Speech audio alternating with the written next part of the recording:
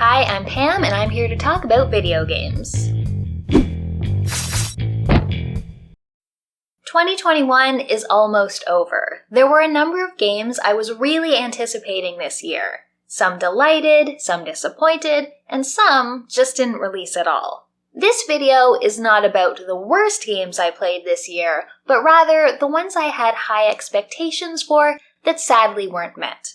Here they are. Back 4 Blood. I've been playing a lot of online co-op games with friends this year, so I was definitely looking forward to this spiritual successor to Left 4 Dead. Sadly, of all the zombie shooters I played, this one was the least fun. The characters you got to choose from were kind of annoying to listen to. They each had little bonuses they brought to the game, but it wasn't as interesting as having discrete classes to choose from. The card system, which functioned as a kind of leveling used to give more bonuses, was fussy and felt like admin work when I just wanted to shoot zombies. The difficulty, and this is the worst part, was all over the place. Occasionally it was too easy, but often it was made difficult by just throwing waves and waves of special zombies at you. They'd spew poison puddles, or grab you and try to drag you away from the team, web you so you couldn't move, or grab and crush you. So these zombies weren't so much special as constant. Positional audio didn't help things at all, as it often sounded like something was right on top of you when it was actually down the road. And the levels were reused and repetitive. There were a couple chapters that offered an interesting objective or set piece, but mostly it was just rinse and repeat, don't stop moving or too many zombies will spawn and overrun you. I did have some fun with the game, but that's entirely because I was playing with friends. I can't imagine playing solo or with randoms and finding anything to like here. 12 minutes. 12 minutes might be the most disappointing game for me this year. When it was first announced, I was immediately intrigued. A time-looping murder mystery to unravel will always get my attention. It even boasted famous actors doing the voices: Daisy Ridley, James McAvoy, and Willem Dafoe. Then it came out, and I honestly don't have much nice to say about it. There's not enough to do. There's not enough space to explore to make a less than 12-minute loop feel good to play over and over again.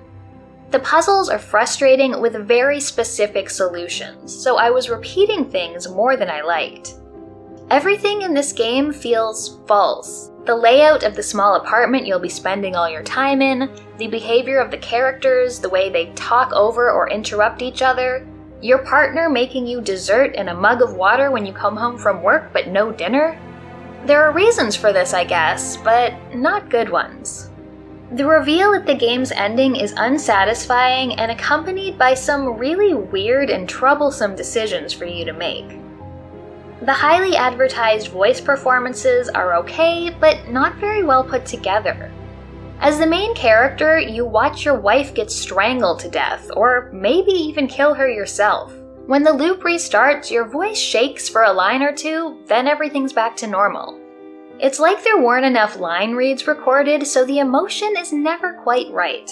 Plus, I'm not sure what the point of stunt casting is when James and Daisy are putting on accents and are unrecognizable. I loved the idea of this game, but the execution and the story really let me down. Axiom Verge 2. The first Axiom Verge was a very solid Super Metroid-inspired game, so when a sequel was announced, I was excited to play it and got it on day one. Unfortunately, the changes to the gameplay here don't work for me at all. Of course, I don't want the exact same game again, but I found this one took away a lot of the aspects I liked about the first game without adding much in terms of new enjoyable mechanics. The biggest problem was that combat got a complete overhaul. Rather than have a wide selection of weapons to use, your options here are rather limited. You get a very close-range melee attack and a boomerang that's not very fun. Combat is de-emphasized overall. It was often easier to just run past enemies, and even of the few boss fights available, most were optional. A move away from combat and a focus on exploration isn't a bad thing, but unfortunately, I didn't care for the exploration much either. The in-game map is both very detailed and very low res, making it hard to read. And you're always jumping through portals to go between the real world and an alternate world, in a way that makes navigation needlessly complicated. When I got a new ability, they were quite esoteric, meaning I didn't immediately get excited thinking back to where in the map I would be able to use them. Eventually you get a drone form, which does have some cool movement abilities, but also renders your human form kinda worthless. Overall, it just felt like a step down from the first game, and I didn't find it all that exciting to play. Cyber Shadow. Cyber Shadow is a game I was really looking forward to. You know I'm a sucker for NES-styled platformers that bring retro gameplay and aesthetic into the modern day. Cyber Shadow looks and sounds great, and the controls are good, it just never really clicked with me. I found the difficulty both high and a bit all over the place. I found some early levels were incredibly hard, then the next would be no problem at all. As I went, it felt like the checkpoints were getting further and further apart. Having to replay significant portions of a level in a linear platformer is just not fun at all for me. Also, the entire time I played this, I had one question repeating in my head. Why, oh why, can't I crouch in this game? I'm a ninja, why can't I bend my knees? Wouldn't that make more sense than parrying bullets in an unintuitive way?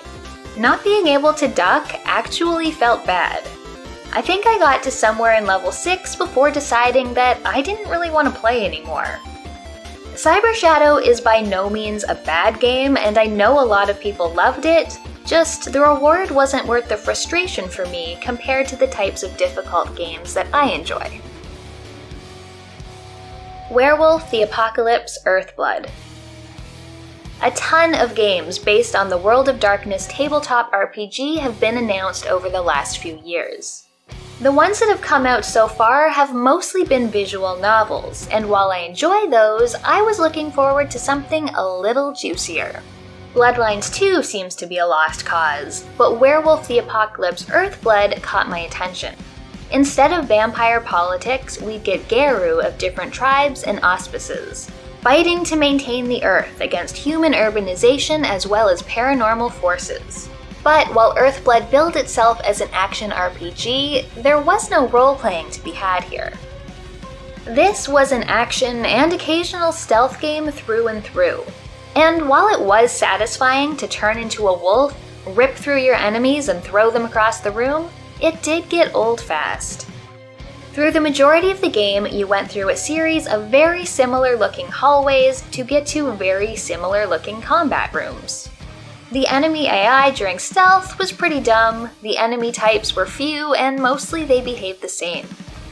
The story of the wolves fighting an evil corporation was trite and communicated to the player through a series of overly long and dull conversations between forgettable characters. The character that you play, Kahal, is very bland, and his personal story is rife with the most overdone of gaming tropes.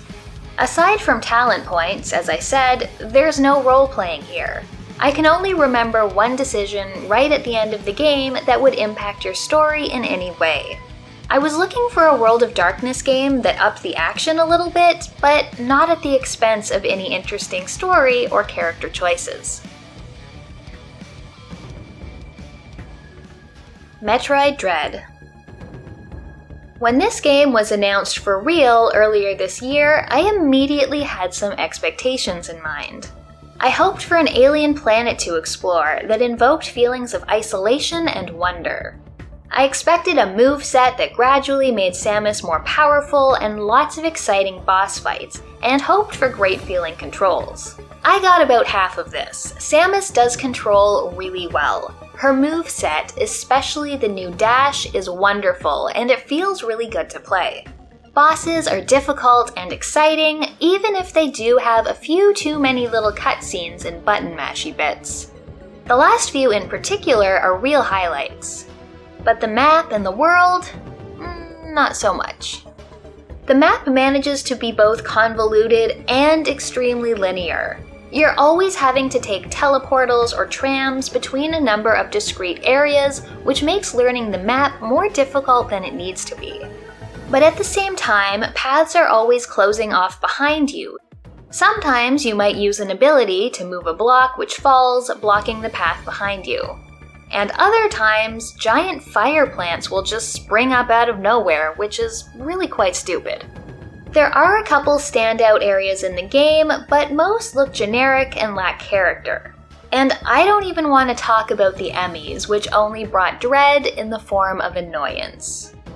There have been so many good indie Metroidvanias over the past years that have just way outshined the OG coming back 20 years later. Dread got half the formula right and probably would have made a top-tier linear 2D action game, but the exploration aspect really let me down.